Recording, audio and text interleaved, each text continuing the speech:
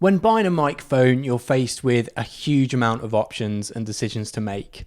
Dynamic or condenser? Which brand? What price point?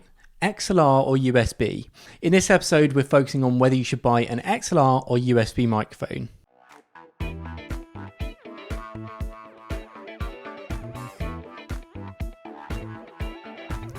The difference is pretty simple. USB microphones will connect directly into your laptop and are better for ease of use. XLR microphones require an interface to record to connect your computer, but you like to have more control over the sound that you get. So why would you choose a USB microphone over an XLR microphone?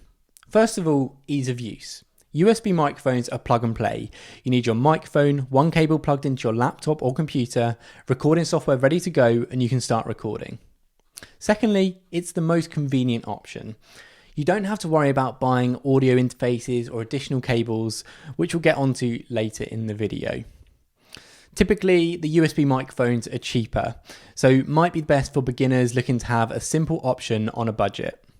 This isn't to say the quality will be lower. There are some excellent options on the market in the £100 range, which we'll discuss a little bit later. If you travel a lot or you have a remote podcasting setup, then the convenience of a USB microphone will be highly beneficial for you. It's something you can pack away into a bag when you need to and set it back up in a few seconds when you're ready to go. The biggest benefit of choosing an XLR microphone is the amount of control you can get versus a USB counterpart. This isn't to say you can't have control over the output on a USB microphone. There is software that can do this for you, but you can have analog and physical control over the microphone's gain or characteristics with the interface of your purchase. Because XLR microphones are the standard across both the music and the podcasting industry, they've been made for decades.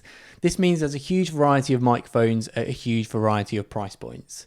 For instance, the Shure SM58 was released in 1966 and you can pick it up for about $100. Or the Neumann U87 from 1986 you can get for $2,000. The most common USB microphone, and you might have seen it from other podcasters or streamers, is the Blue Yeti. I wouldn't always recommend this as it's a condenser microphone, meaning the recording conditions need to be really good to get a nice sound from this. This is compared to a dynamic microphone, such as the Rode NT USB Mini, which is much more forgiving.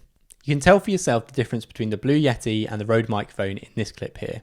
I've got one here which is $100. You've got the Blue Yeti, which is $100.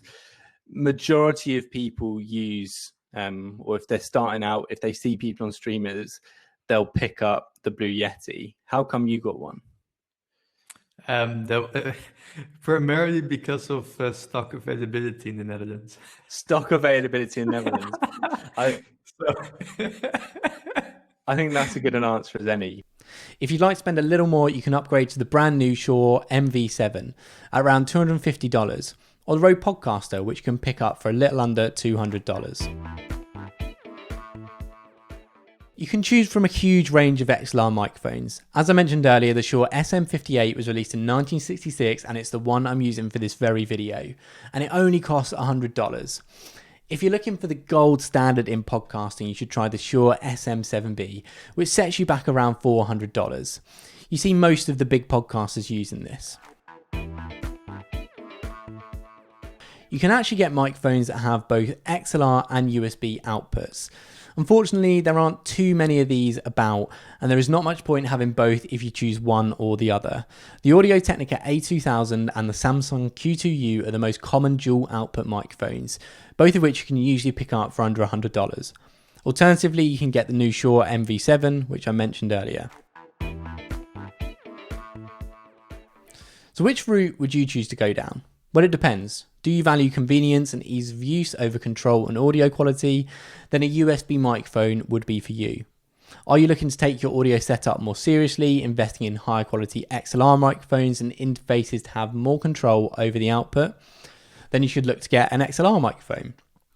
For what it's worth, I actually like having both, but I would choose my XLR setup over my USB one for podcasting every time. But a question for you, what microphone do you plan to buy? Leave a comment in the comment section below. Hopefully you'll now know what type of microphone you want to buy. If you're producing a remote podcast and want to ensure it's recorded in the best possible quality, use riversidefm. We're going to be producing a bunch more videos on this YouTube channel about podcasting, video interviews, and more. So if you want to learn more about starting and growing a podcast, make sure you subscribe to the channel and turn on notifications so you don't miss an episode. Thanks for watching.